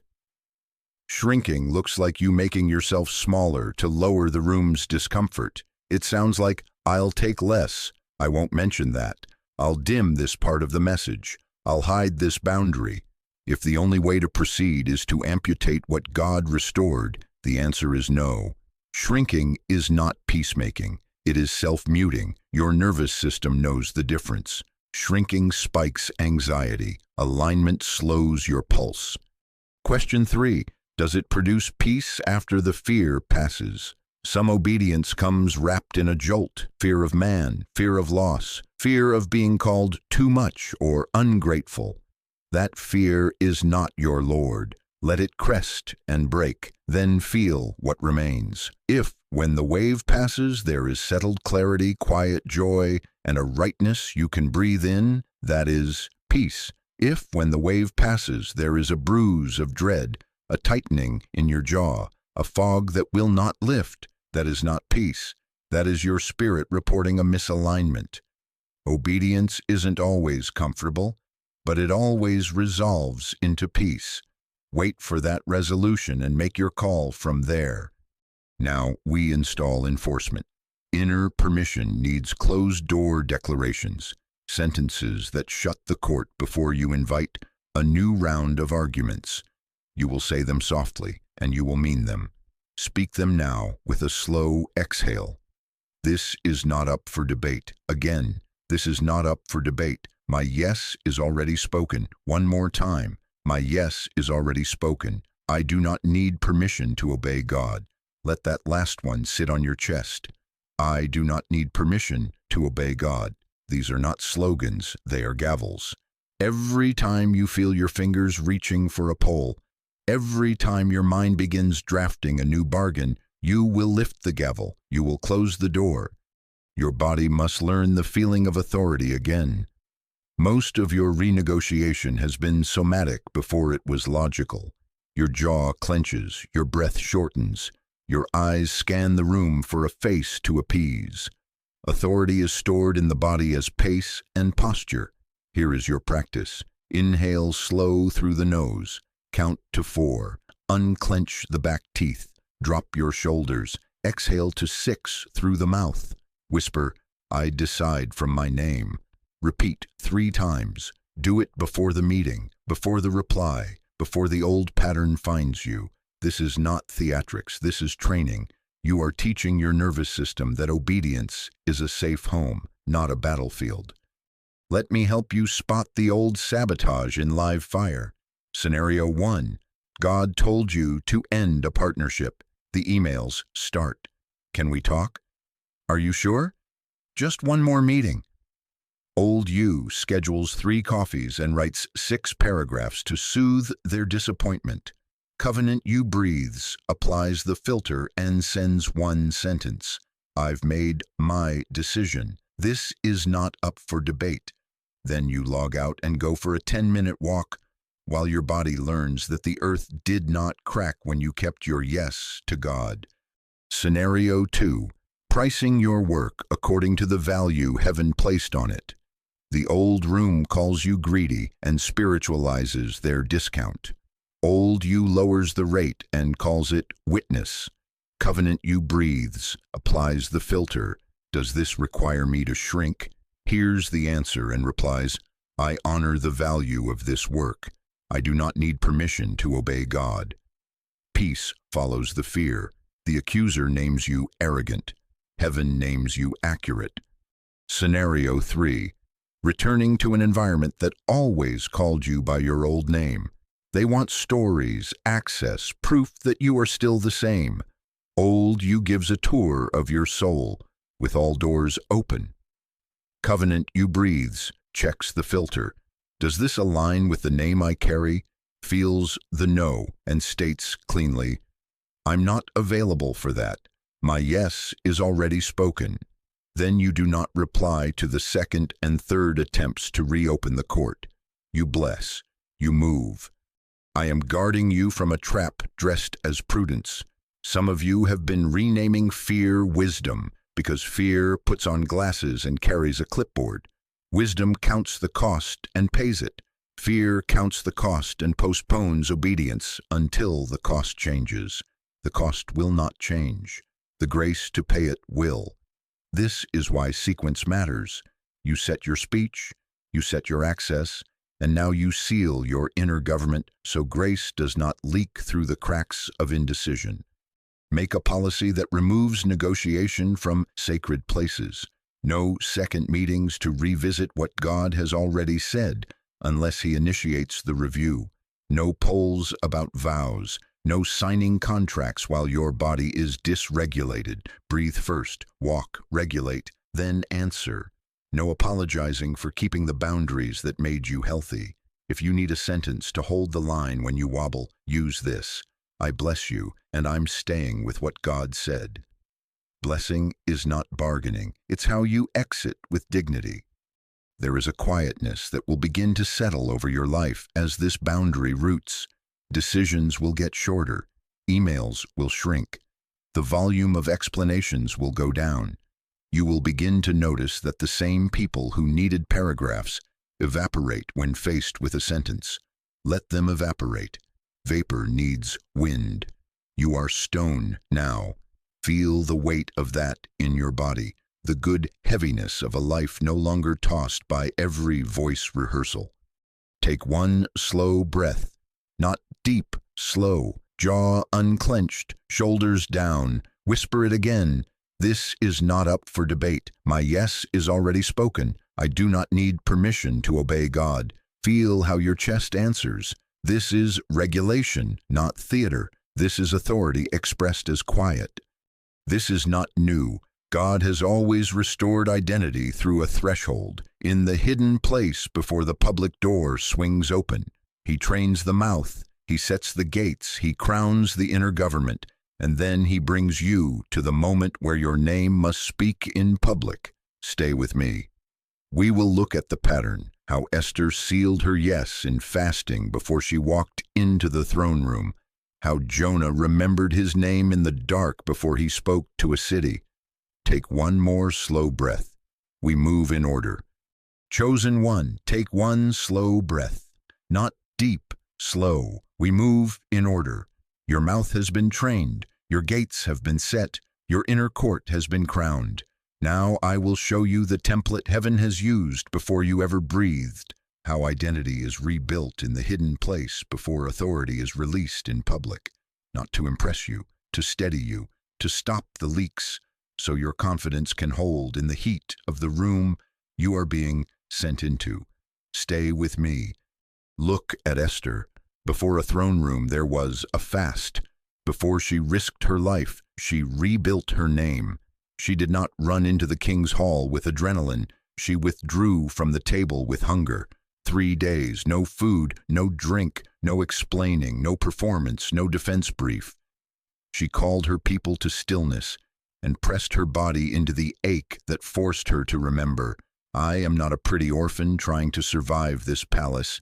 I am a crowned woman stewarding a nation's future, becoming, preceded, appearing. Do you see the order?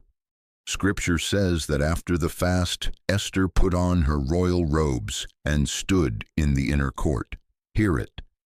After the fast, she put on her royal robes. The robe was not costume, it was agreement. She was not pretending to be a queen. She was standing as what God had named when no one was watching. Royal was not the fabric. Royal was the alignment. Then, and only then, she took her place in the line of sight of power. The scepter extended not to a frightened girl, but to a woman who had already settled her inner permission. If I perish, I perish. That sentence is not recklessness. It is the sound a soul makes when it has stopped negotiating with fear. It is covenant, not theater. And notice her pace when favor came. She did not vomit the whole case in one breath. She invited the king to a banquet. She honored sequence. She let favor breathe. She created space for timing to finish its work. Confidence like that is born in private. That is why we fast before we speak. That is why we quiet before we move. That is why you have been feeling the pull to simplify, to be still, to let your explanations grow shorter. Heaven is not trying to make you dramatic. Heaven is trying to make you durable. Chosen one, hear me. Many want the scepter without the stillness. They want the public door without the private becoming. That is how confidence collapses in front of opportunity. Voices stutter, hands shake, boundaries blur, because the inner government has not yet been crowned. Esther's 3 days were not superstition, they were alignment. They closed leaks, they settled the court, they let hunger burn off the fog of people-pleasing. And then, when the risk named itself, she was already named. That is what I am doing in you. You have called it isolation, I call it an inner court. You have called it delay, I call it sequence. You have called it anticlimax, I call it practice at holding your name in silence so you can hold it in the noise. Now turn and look at Jonah. Not to shame you, to steady you. Jonah ran. He had a word. He fled the assignment. He boarded a ship pointed away from his call and tried to sleep through the storm that disobedience purchased. The wind would not honor his avoidance. The sailors, strangers, named the pattern he was pretending not to see. Overboard, into the deep, and then 3 days, 3 nights, in the belly of a great fish. Hear me. The dark was not punishment. It was the only space quiet enough to remember. No audience, no escape, no performance.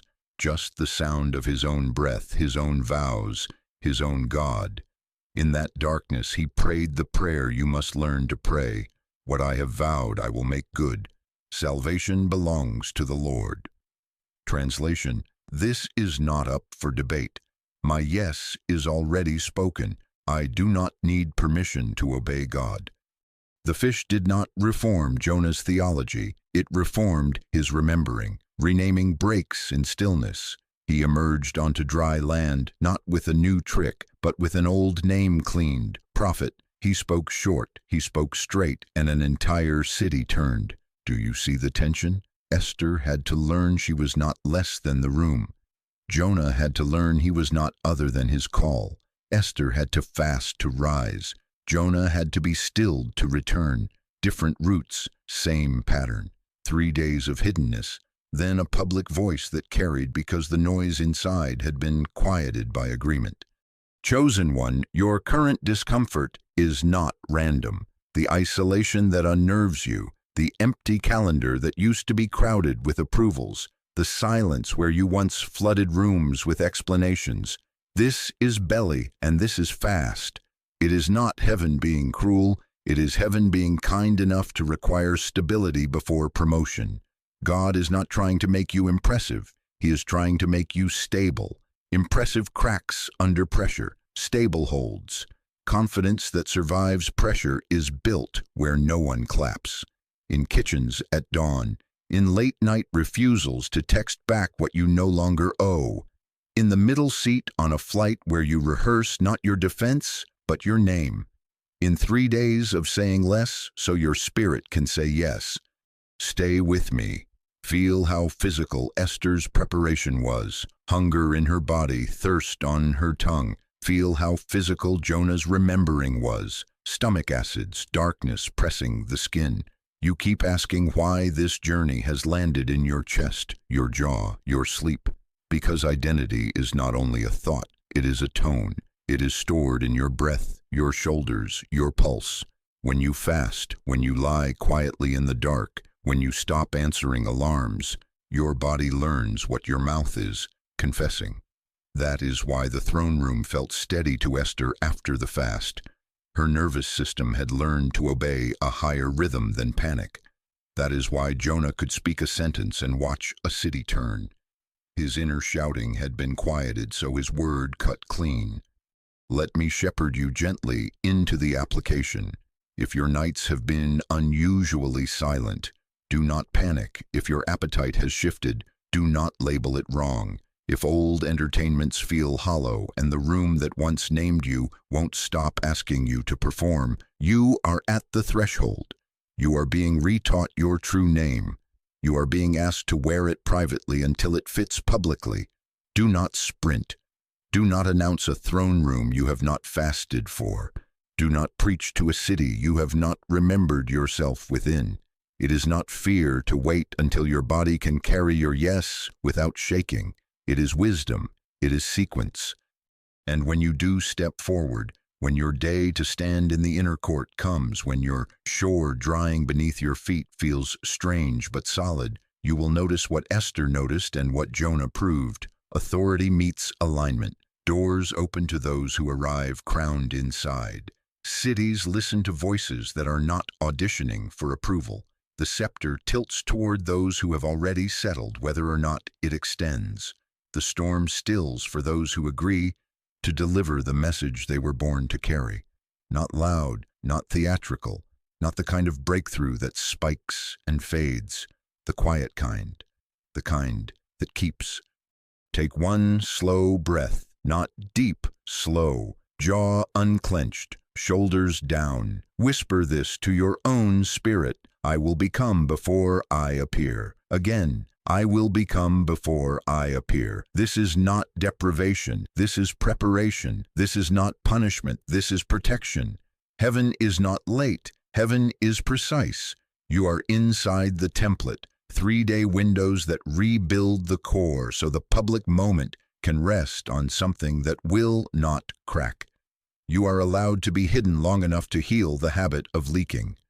I told you I would be precise because you do not have time for vague messages. The stories are your map.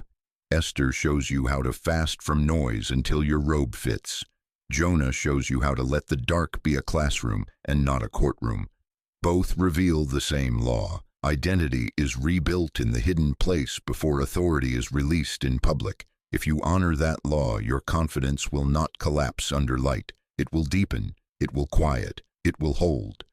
Stay with me one more moment. Place your hand on your chest. Feel the pace. That is where we go next.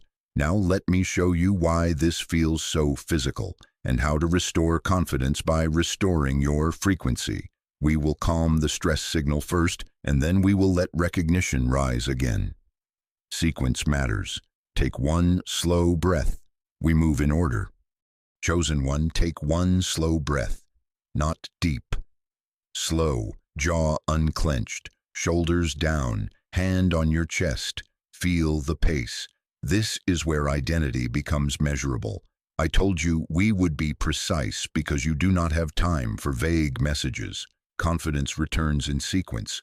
We calm the stress signal first, then we let recognition rise again. If you invert the order, the whole repair collapses back into anxiety. Stay with me. Here is the diagnosis in 2 parts.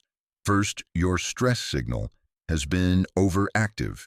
You have been living in a frequency of scarcity, hypervigilance, scanning rooms for threat, performing for approval, micromanaging outcomes as if God were late. Your body tells the truth even when your mouth says, I'm fine. Jaw tight, breath shallow, phone in your hand as if it were an oxygen mask. Startle in your shoulders when a notification pings. Urgency that is not yours hitchhiking on your nervous system. This is not character failure. It is a system running hot. Second, when the stress signal dominates, recognition goes dim. Discernment, clarity, pattern sight, the quiet knowing you used to trust, that inner compass gets muffled. Not broken, dimmed, like trying to read a map by a strobe light. You call 10 people for consensus because you cannot hear the sentence that used to ring clean in your own spirit. You mislabel fog as maybe God is saying wait, when it is just adrenaline stealing oxygen from your prefrontal clarity. The enemy does not need to destroy you if he can keep you dysregulated. A frantic soul will hand over its name to anyone who promises relief. Here is why trying harder keeps failing you. Willpower cannot outmuscle a dysregulated system. White-knuckle obedience spikes the very stress you are trying to escape. It is like pressing the gas and the brake at the same time and calling the smoke spiritual warfare. Holiness is not hypervigilance. Identity protection is not paranoia dressed as prudence. You do not need more force, you need order. Foundation first, calm. Acceleration second, recognize. Sequence matters. So we begin with calming the stress signal. Not someday, now. Take 1 slow breath through the nose for 4. Hold 2. Exhale through the mouth for 6. Whisper on the exhale, I am safe in God. Do it again. Inhale 4. Hold 2. Exhale 6. Shoulders down. Tongue loose from the roof of your mouth. 3 cycles like this before you answer any message that makes your chest feel small. This longer exhale cues your body that the threat is not in the room. We are not chasing vibes. We are training your nervous system to believe your covenant.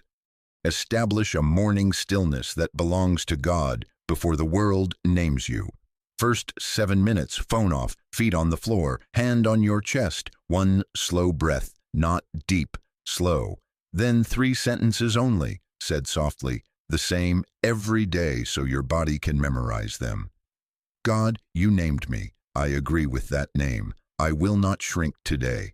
Sit in the quiet after you speak them. Let your breath lengthen. If thoughts come like flies, let them land and fly away.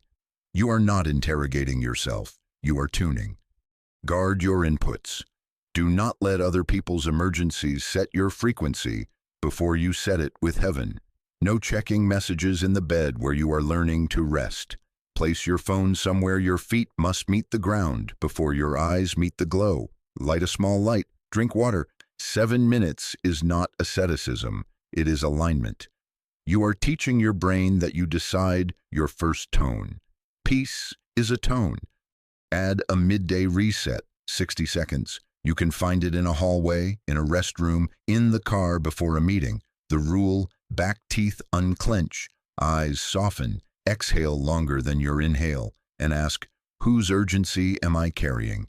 Name it out loud, if you can. Not mine. Return it in a whisper. Your capacity to say no without adrenaline increases when your exhale is longer than your fear. Nightly take inventory without self-contempt. 1 page, not a novel. Title it, Small Name Moments. Under it, list the 2 or 3 places you minimized the name God gave you today. Where did you betray your name? Not to shame you, to cut the slow leak you stopped noticing. Write the sentence that captures the moment. I made a joke about my calling to make them comfortable. I underpriced the work and called it service. I answered a text at midnight to keep the approval drip. Then, beside each, write the repair you will practice tomorrow. Next time, I'm not available for that. Next time, this is the rate. Next time, phone off at 10. Then add 1 more line, because you are not only correcting, you are reinforcing. Title it, Kept Name Moments. Where did you hold the line? I said no without a paragraph. I waited to answer until my breath slowed. Celebration is regulation. Your nervous system learns safety from small wins. Once the foundation is laid, recognition can rise. Do not rush this. Calm is not the goal. Calm is the ground. From that ground, you will begin to hear in a way that used to feel like childhood. Simple, obvious, clean. Modern science has language for it. Recognition frequency, gamma coherence, the part of your brain that spots patterns and solution doors without strain. You do not need a lab to know when it switches on. You will feel the click. Thoughts line up like chairs. The decision that has been muttering suddenly says its name. You call it clarity. Heaven calls it alignment. Here are your recognition drills. In the morning stillness, after your 3 sentences and 2 minutes of breath, ask 1 clean question only, not 5. 1. God, what is the one thing that aligns my name today? Write what you hear without editing, even if it is simple. Send the email you are avoiding. Cancel the lunch that drains you. Walk outside for 10 minutes. Then obey it before noon. Recognition strengthens when you act on it quickly. Delay tells your system, we do not trust our own hearing. and the dim returns. Take a recognition walk 3 times a week, 10 minutes, no headphones, no phone. Notice 3 alignments in your actual world. That store you keep passing that matches your assignment. That person who keeps crossing your path when you think about the project. That topic that energizes your chest instead of tightening it. Write the 3 in your notes after the walk. This is not mysticism, it is pattern literacy. Heaven speaks in repetitions because mercy knows we forget. Build a 2-line decision rail for your day. Line 1. If it requires me to shrink, it is a no. Line 2.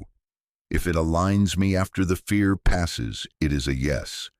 You will be tempted to add exceptions. Do not.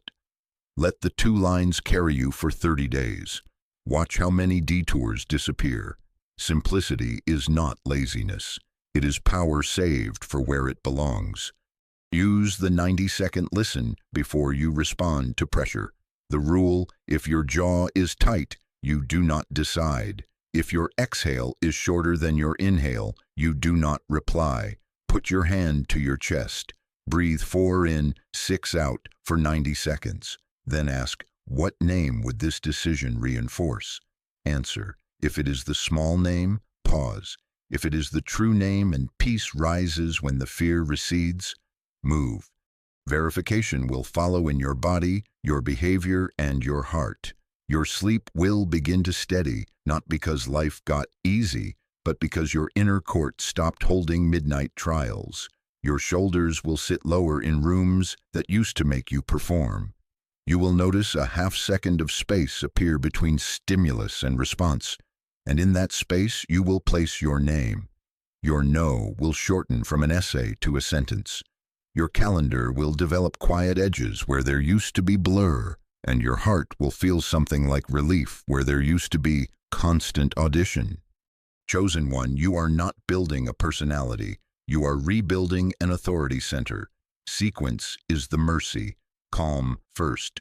Recognize second.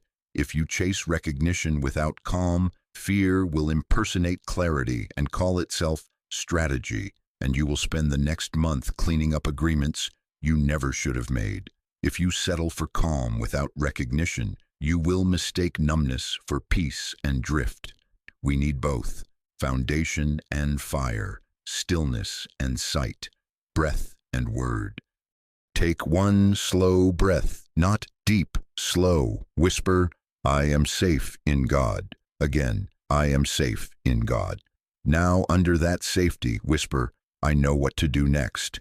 You may not know the 10th step. You do not need to. Heaven moves in order, not overwhelm. One obedience opens the next sightline. We are almost finished. Now we seal. We have diagnosed the leaks. We have repaired speech, access, and inner permission. We have calmed the stress and reawakened recognition. Do not leave this as theory. We are going to close the leaks with a declaration, and I am going to pray with you like someone who intends for you to keep your name. Take 1 more slow breath, shoulders down, hand on your chest. We move to seal. Chosen one, place your hand on your chest. Take 1 slow breath. Not deep, slow, shoulders down, jaw soft. We are sealing now, not ideas, agreements, not hype, holy order. I told you we would be precise because you do not have time for vague messages. Your name must be guarded. Your boundaries must be blessed. Your confidence must be rebuilt. Stay with me. We move in order. I will speak and you will answer. Not for performance, for covenant. Let your mouth become a gate of life. Repeat after me with a slow exhale after each line so your body can memorize the truth. Say, I renounce the small name. Exhale. Say, I break agreement with every word I have spoken that made me smaller than what God named. Exhale. Say, I refuse contempt dressed as humor and false humility dressed as wisdom. Exhale. Say, I receive the name God gave me. Exhale. Say, I agree with how heaven calls me. Exhale. Now the gates. say, I revoke unauthorized access to my time, my attention, and my inner court. Exhale, say, I end access for environments that keep calling me by the old name. Exhale, say, I set holy hours and safe edges. I answer in order, not on demand. Exhale, say, I am not available for disrespect, urgency that is not mine, or approval as a master. Exhale.